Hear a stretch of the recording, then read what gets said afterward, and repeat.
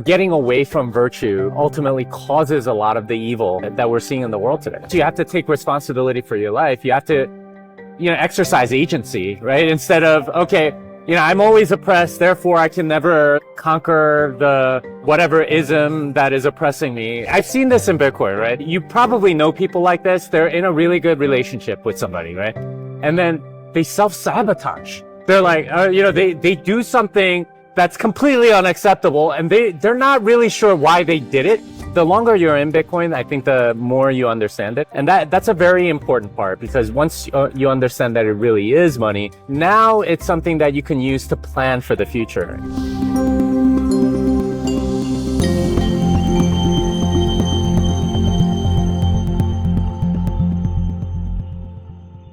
Look who I got, the most handsome man in the conference. Hello, Jimmy. Well, thank you. People can't see your boots as well, but they're cowboy boots. I'm a cowboy from Nashville as well. nice. Yeah. That's, wow. Is it that a nice? Lucchese? I don't know. Okay. It might be. Yeah. I love it. It's like original. Yeah. I love how, versatile they are. You can, wear them with almost anything. I know. Yeah. I love it. And you live in Texas? I do. Austin, Texas. Yeah. Okay. So your outfit is also unique in Texas? Or? Somewhat, I guess. I mean, people don't dress like this anymore, right? And I kind of get it. I was talking to a friend of mine that had been in banking. They're like, everyone in banking dresses like this. So we want to be the opposite in Bitcoin. I get that, but we should have standards. Yeah. Dude, this is your personal brand. That's right. Really, really great. I love it. Thank you. Love your style. Okay, to a more serious topic. So, Jimmy Song, could you just say a few words about yourself, being an author, being a developer, and one of the most prominent figures in the space? Well, I think I'm recognizable mostly because of the hat, but yeah, I'm a programmer. I've been one for most of my life, actually, since I was 9 years old. I've been programming in Bitcoin for the last 11 years.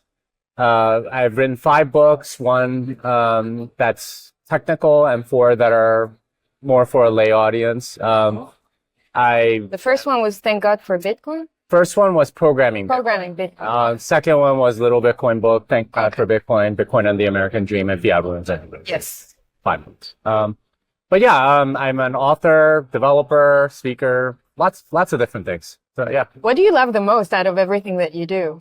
Everything, I don't know. I mean, traveling to beautiful places like Lugano is nice, especially when I could bring my wife and, can hang out. They put us up in a nice hotel, go use the sauna, that's got to be one of the nicest things. But, one of the things that we did, during shortly after the pandemic was go travel the world, and having the opportunity to do that, I think was one of the highlights of my life. Just traveling, meeting Bitcoiners all over the world. Yeah, with the children, getting to see all kinds of stuff. I mean, I've told you about visiting both Palestine and Israel, seeing Bethlehem on Christmas Eve, and going to Israel and Jerusalem and all that. It was honestly one of the most meaningful experiences in my life, getting to do that with my children. So I would say that's my favorite, is the freedom,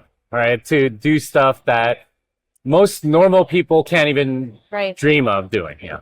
You're the Voice is brought to you by Trezor, the original Bitcoin hardware wallet company pioneering the development of self-custody for crypto assets since 2013, empowering individuals with an open-source device, enabling beginners and experts to easily and securely hold their coins. I find my Trezor super easy to use and recommend it to my friends and family. Enjoy my 5% discount on Trezor products by clicking the link in the show notes and using the code FLAT. Right. And one of the recent things I've seen you, not recent, but in the last few years, I've seen that you also helped set up, is it a program or a school in El Salvador for programmers, right? Well, so they said it's part of the Plan B network. So they've set up some schooling, and they bring me in to teach the technical part, which is basically based on my book, Programming Bitcoin, or the book is based on my class. But basically, I've I teach programmers how to program the Bitcoin protocol from scratch so they really deeply understand it. Yeah. And what do you think, if we're already there, when you visited El Salvador and saw like the young people that are coming to learn from you, what did you think about this trajectory and what is shaping up right now in El Salvador? Yeah, so I've been there 4 times and, at least 6 months in between each time. And each time I go, I'm just amazed at the improvement of the country. You can just physically see it, right? So first time I went, it was a little dingy, there's garbage and, roads aren't that great. And then the next time I come, the roads are paved. There's like more sewer lines and stuff like that. There's indoor plumbing everywhere. And then you go back and then there's like hotels being built and, an amusement park, a new library, like everything's cleaned up. And then you go back and then there's like nice restaurants and malls. It's just every time I go, I'm just like, what happened? Like, how come we don't have this in America, right? Like it takes like 20 years to like fix one like interstate highway in Texas. It's like El Salvador, they do it in like 6 months. What's going on? Yeah. Well, it's amazing to watch that from the side. I'm going there soon, so I want to witness it myself. I have your recent book, the Fiat Ruins Everything, and I started reading it. I love it. I love all the small, boxes that you did with like catchy stuff, and I plan to do a lot of tweets from that. I'll get to it, but I want you to like tell the audience a little bit about what had you write Fiat Ruins Everything when really you come from a place where you are advocating Bitcoin and like wanting to show them why Bitcoin is great, and yet you put the emphasis on how fiat is ruining everything. Yeah, and I did that because I don't think most people realize just how corrupt and awful fiat money is, and that's something that I realized like while doing my podcast. So I have a podcast called Bitcoin Fixes This, right? So it's sort of the corollary to Fiat Ruins Everything. And when I started that podcast and I started interviewing people, the thing I realized is, okay, it's not that Bitcoin is so amazing that it fixes or like adds new bright stuff. It's just that fiat ruins so much that if you just remove fiat by adding Bitcoin, you just fix a lot of stuff because the incentives change so many ways. So, that's what I wanted to put the emphasis on because I wanted people to have sort of that moral high ground, right? Yes. When you're advocating for Bitcoin, it's very hard to sort of just say, oh, it's a good investment or like appeal to people's greed. Yeah. Instead, if you appeal to... I mean, it's easy to do that, but I don't feel right doing that. Yeah, I get what you're saying. Yeah, and like some people get convinced by the investment case, but I think most people, way more people get convinced from a moral case that it does actually ruin a whole bunch of things. And once you sort of convince them of that, then it's like, okay, how do I get into Bitcoin? It's a much more sticky sort of like, it's odd or belief system once you understand it. So that's why. Organic, I would say, organic stickiness, because our innate wish as humans is free will, is choice, right? And if we live in a free world with free will, we want to exercise that. And so once you manage to tap into that DNA of a person, it's like, you are born free. Do you want to maintain that, or do you want to really be enslaved? And I think what I love about what you do in the book is that it's kind of, we're all fish swimming in the water all the time without paying attention to the fiat reality that is around us. And you bring everything to the foreground. You're like, look at this, look at that. And people take it for granted. They think that that's normal. They don't stop to think that it is not normal to live like that. We don't have to live like that. And so this, for me, like Bitcoin has to be the moral high ground, and to show it to people I think is it's not just a blessing, but it's a responsibility that we have, I think, as people that have moral ourselves and values. And it hits deeper, right? Like and you want to understand it at a deeper level once you recognize it's a deep moral issue. The corruption of fiat money has just, stolen value from everybody, more or less, except the very people at the very top who take advantage of it for their own needs. But even for them, there's like a deep moral corruption among, say, the elites or the people that are in power. And if you know any of them, they even just like looking at their faces, right? Like, it's just like something is wrong with these people. Like, you could sort of detect it almost at a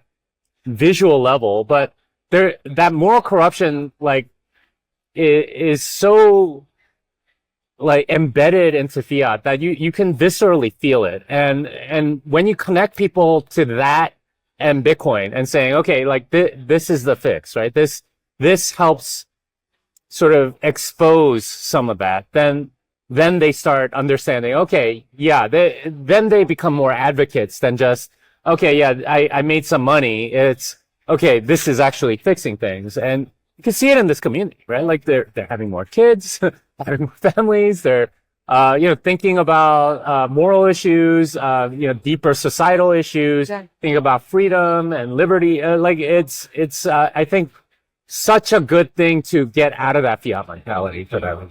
100%. And that takes me to, like the work you do. I'm being asked a lot about, does Bitcoin fix this or fix that? And I have given it quite a lot of thought lately, with the war and everything that's happening where I live. Yeah. And it's quite simplistic to look at complex issues and realities and go, fix that, we'll fix that. Like, no problem. Just bring it and we'll fix everything. It's no magic. I think that, and I want to I want to get your take on it, because I think that it is a tool to enable change. It is a tool to enable even a transformation, not just a fix or a change, but a deep transformation. But in order to get there, you really have to combine that with some mental, spiritual, faithful kind of work. If you don't do inner work, if you don't actually implement change in your life, Bitcoin will just stay as a nice tool and maybe an investment. But I think it brings you to the front where you have to implement some changes in your lives.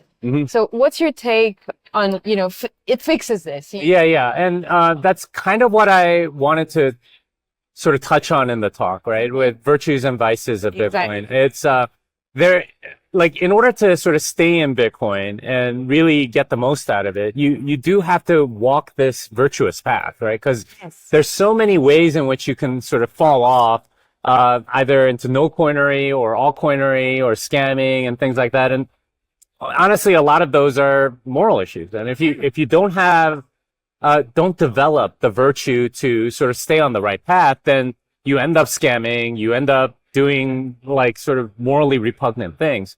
And I think that's what you're touching on with respect to, does it fix this? Does it fix that?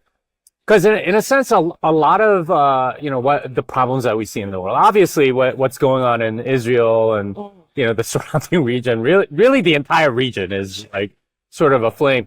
It does get to sort of like the human heart and, what the motivations are there, because it's not entirely clear what the motivations of the leadership are. And they're the ones in charge, right? Like, why is Lebanon attacking Israel? Like, why is, Israel doing this and why is Iran it's not at all clear what's going on. And that like lack of transparency, is indicative of sort of like a deep moral sort of corruption, right? Like, cause if you were transparent about what was right or what was wrong, then the population would agree with you. But really, like, they just sort of gaslight people into thinking, okay, those people are evil and these people are good and you have to go do this because we're sort of propagandizing you into doing it, instead of the right thing, which would be like actually measuring things from a moral perspective and saying, okay, what's right? What's wrong?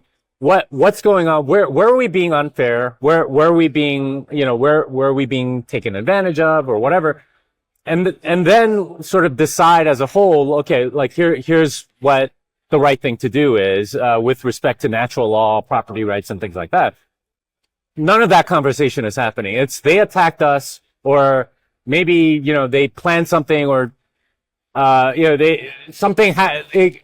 it wouldn't surprise me at all if like the leadership in these countries like sort of like coordinated to do something to like sort of create a war or something like that. Sure. That's what I think. But this is the sort of like moral corruption that you get into because of the lack of moral responsibility, because they could cover it up with money, basically. Like we're just going to spend more money to do this.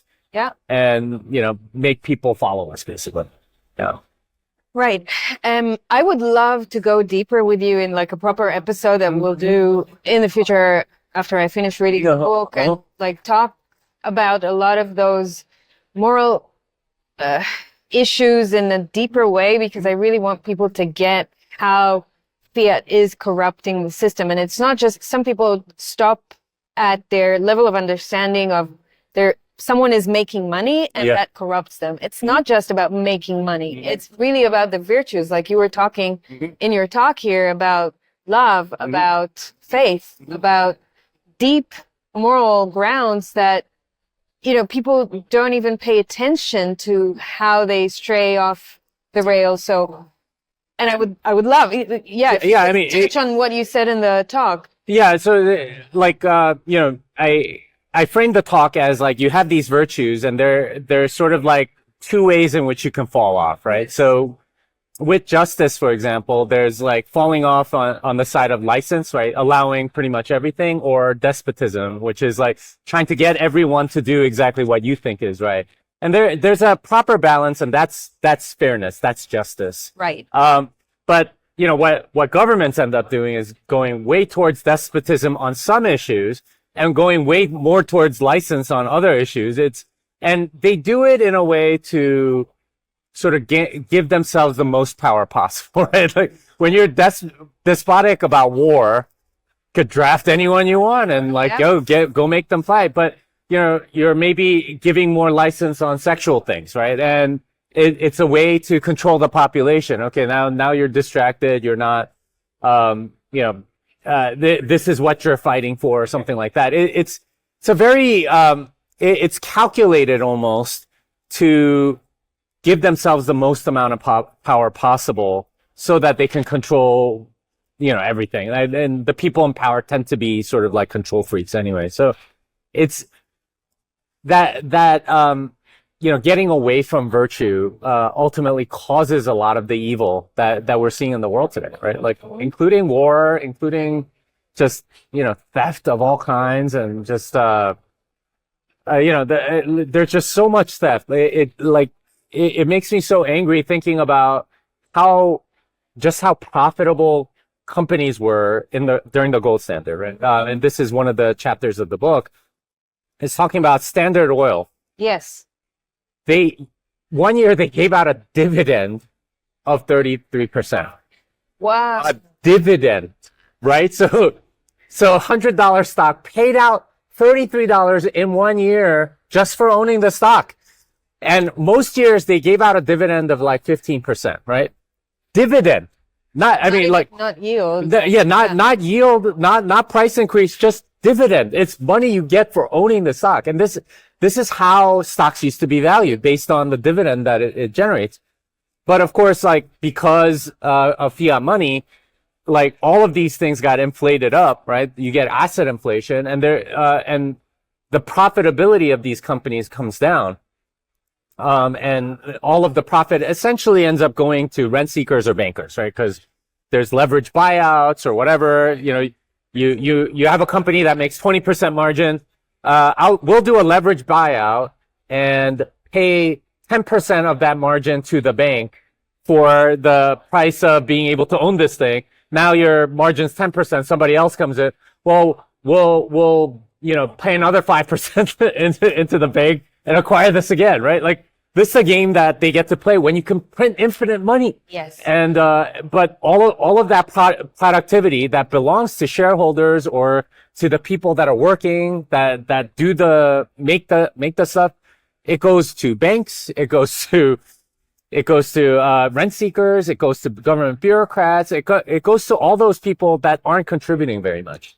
And that's why civilization's been declining. That's why you see crumbling everywhere. That's why you see just all kinds of corruption and, you know, justification of sort of evil things that are being done in the name of, I don't know, justice or whatever.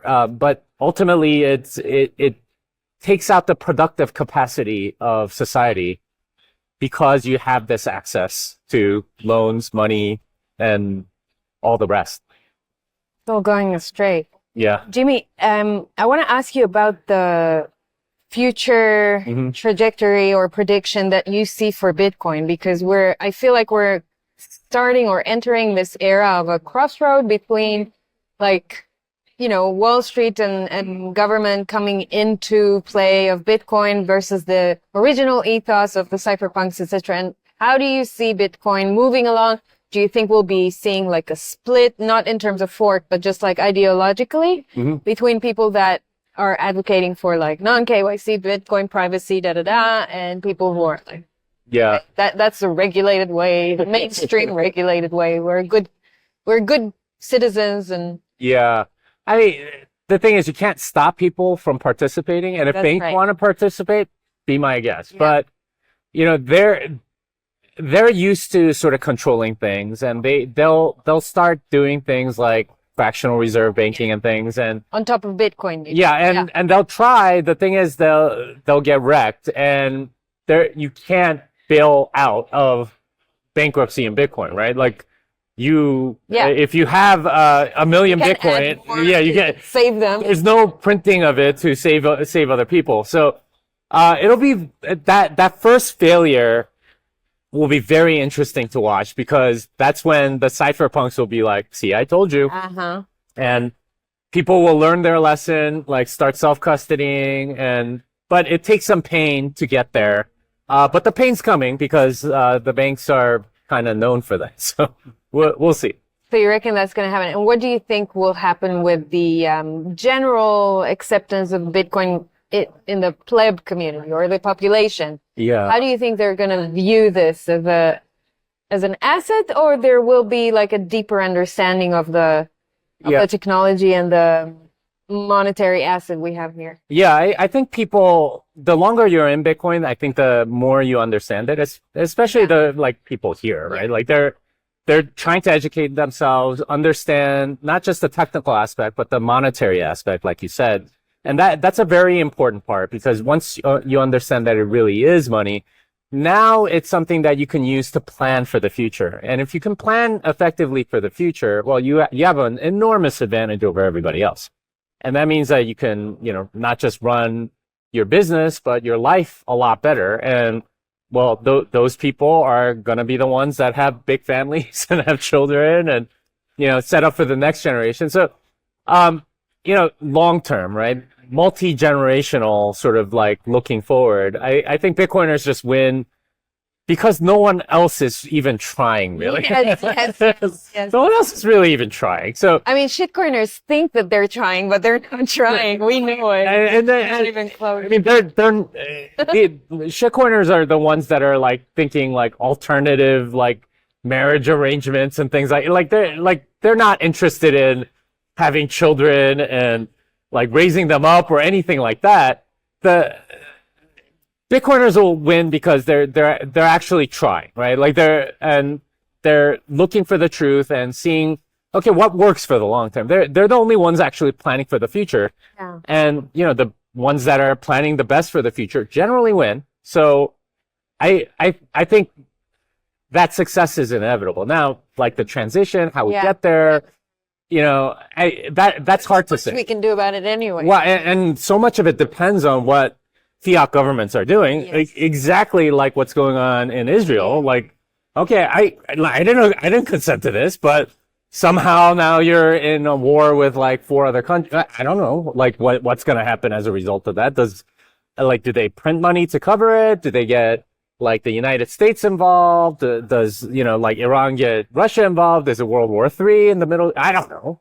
but like, all those things like have an effect, like have knock-on effects that we can't necessarily predict. Right. But the general trajectory is that Bitcoin becomes more trusted as people see the instability of fiat governments, and the people that are in Bitcoin, because they are pursuing personal virtue, will win out in the end, because they're going to outcompete the people that are, or outbreed the people at least, that aren't even thinking about that. Yeah.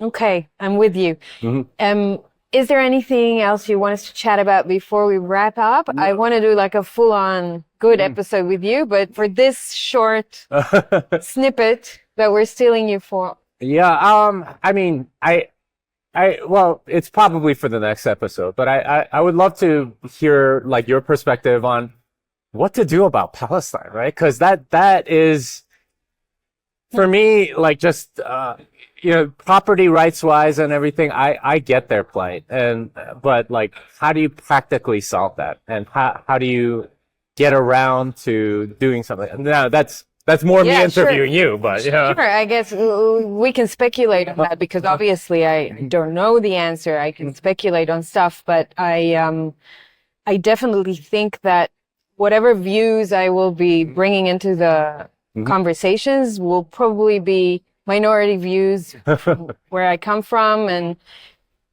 I see and know of a lot of the things that are happening in Palestine or in Gaza specifically, and I know that most of my community is simply not aware of anything, not the history, but also not what is happening right now there. Yeah. Because there is a complete media blackout about the stuff that Israel is doing in Gaza. And the propaganda is massive. And so I think that when you are looking at the actual actions, and we'll go deeper later, but the actions that Israel is taking in Gaza, to me, this signals this is a wipeout project in order to build back better, bring on multinational corporations, big government contracts and contractors, people like Musk or others, to start rebuilding this area, not just Palestine, but Israel as well, because it's also being ruined in some areas. And so I think there's a very big corporation commercial play in front of us, and we think that there's definitely a violation of property rights for Palestinians, but also for Israelis. We can talk about that too. But I think that people are simply not aware. They don't have a zoomed out long-term perspective, historical perspective. They just see what's happening now and then the retaliation or the reaction to every step that is happening. So they accept everything that's happening. Whereas I look at everything and I go, this is all playing out so beautifully to their hands, to the government's hand or the larger powers that are driving this, so that they can come in, wipe out, rebuild, print more money to fix that, and then rebuild it in a different way so that it suits their agendas. And so, yeah, I think that if there is no major power that is going to interfere with this trajectory in the next year or so, or couple of years, then I think we're going to see some major destruction and rebuilding or rehabilitation in this area. Not in a good way, not in a way that will favor the people, that will favor humans. I think we are still going to experience a lot of suffering, both from Palestinians and Israelis, although they're not aware, but they, like, a lot of suffering is going to be experienced in this region, in this area. And as you said, sometimes, I guess, through pain, people start to understand. I don't know. Not that I think that anyone deserves this pain, not at all, but I don't know if it now can be it's a catalyst for change. It's so, at least when I visited Israel, one of the things that struck me was there were actually some people protesting the COVID stuff, and I was like, this was one of the countries this was one of the countries that was like so big on lockdowns, so big on like vaccines, and for 2 years in the streets, I was with my son. Like police, water hoses. Yeah. The whole thing, police violence, and but we were. But that feels almost like a dry run for what happened later. It's like, okay, yeah, the Build Back Better stuff. Okay, let's see how they take this, and then They condition the society and the population to accept really horrible stuff. Yeah. But I think this is an experiment that has been running for 75, 80 years already, longer, but 75 good years for sure, because, you look at the history of Israel, these people are conditioned to believe that they are in constant state of existential threat all the time. They live in fear. They live in, did you ever know that the speed in which Israelis are able to snap in and out of an emergency situation is phenomenal. It happened during lockdowns and COVID. Like, you would be locked down. You'd be, you'd be told, sit at home for 2 weeks, 3 weeks. And then they'll go, okay, now you can leave the house. And, in Germany or in other places, you would see that it would take people a long time to get back to normal. In Israel, it's the next day, everyone's back in the street, living, and then there's lockdown. Everyone's at home. It's we complete very quickly because we're almost trained to be it's sorry that I'm offending anyone, but it's a bit like dogs, you how do you say, tame? You tame a population to snap in and out of this is deep programming. It's quite interesting you say that, because at least I've talked to people that used to live in former Soviet Russia. They describe things very similarly. So constant existential threat, right? Yes.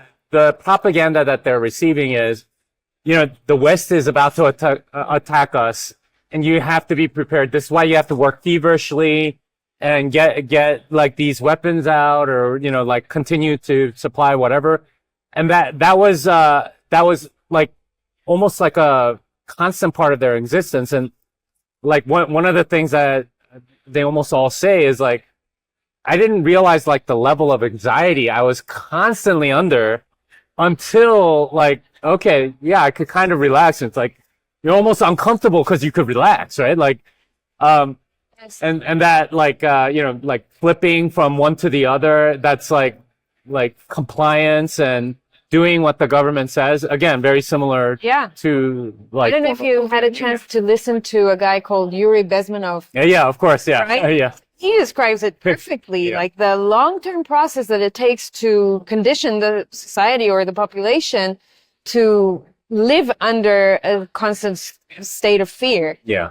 And by doing that and creating generations that act and behave a certain way, you are then able to destabilize a nation because it's a fertile ground to bring in all these kind of, terror attacks or what have you, to make people believe and reaffirm that belief is true, that they are being in a constant state of threat. And that is what has been happening in Israel. And now, not just Israel, in the U.S. Sure, in the U.S., in Russia, you get, I mean, but you know what I mean? It happens, and seeing it with my own eyes, it's crazy. Yeah, and it's sort of like a way for them to control things, and it's all funded by fiat money. So. Yes, and that's why, I could be very doom and gloom with where I come from and with what I know and with the type of information that I consume and analyze and put out there. But that's why I consciously try to 70-80% of my work would be focused on Bitcoin or solutions or, how to live your life in a different way, spirituality, etc. And maybe 20-30% will be dedicated to that harsh reality, because I don't want to give it too much space in my consciousness and my reality. And I think that if people understand that dwelling into that, and they are very powerful and they're successful, by doing that, you let them harvest your energy and you let them play with your head. So you need to consciously choose not to play in that playing field. I in my talk, I was talking about people that fall into despair, right? And there's so many people that just there is no hope. They're all Something taking very over. interesting then. You said they're not used to winning. Yeah. Right? Yeah. I want you to say more about Okay. that. Yeah. Because I've seen this in Bitcoin, right? And you probably know people like this. They're in a really good relationship with somebody, right?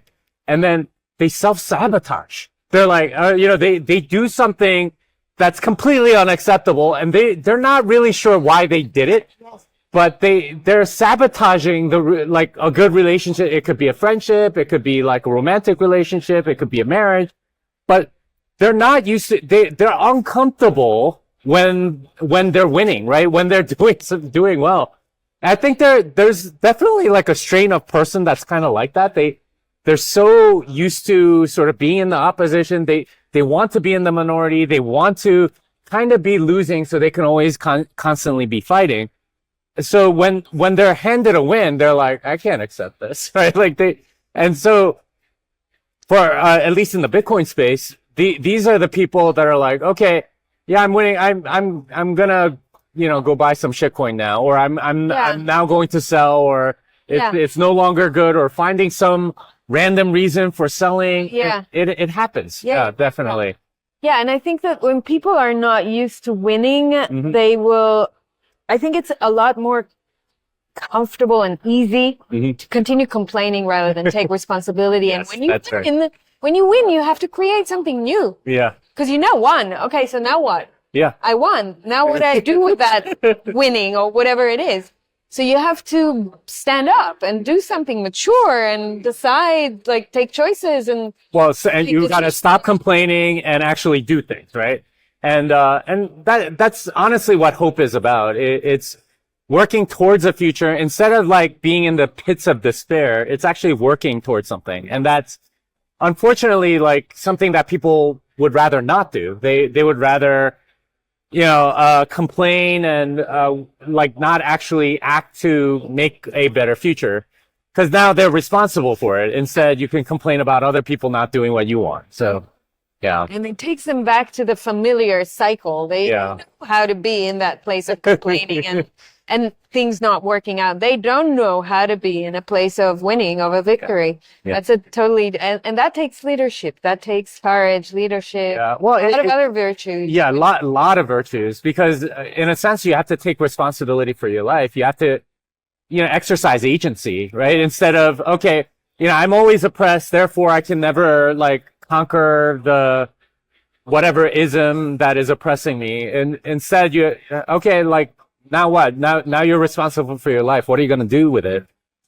And that is a door that they don't want to walk through. They don't want to have agency and responsibility and make something of themselves, start a family, whatever. It all sucks, and I'd rather just keep complaining. So. And that's exactly where I want my audience to step into that door of taking their responsibility and looking at your life and thinking what you can build rather than complain. That's exactly where I want them to be. I would love for the world to be in that state, and I gotta promote the hat a little bit, because that for me is encapsulated in that whole cowboy go west culture, right? Okay. Where they would go out to the frontier, just, they weren't complainers, right? It sucks here or whatever. They just went out west. I'm going to go do my own thing. I'm going to go and make into reality what I want to see exist, right? And these were the people that went out into the wilderness, chopped down trees, made a log cabin, started farming or ranching or whatever. These are the people that made something of themselves. And that, I think, is the spirit of this community. The people that are making something of themselves, trying to create, and that I think ultimately builds civilization rather than bringing it down now. Jimmy, you're my favorite cowboy. And Thank you so much for doing that. Yeah. We're going to take it deeper next time. Okay. I really enjoy talking to you. I enjoy talking to you too. Yeah.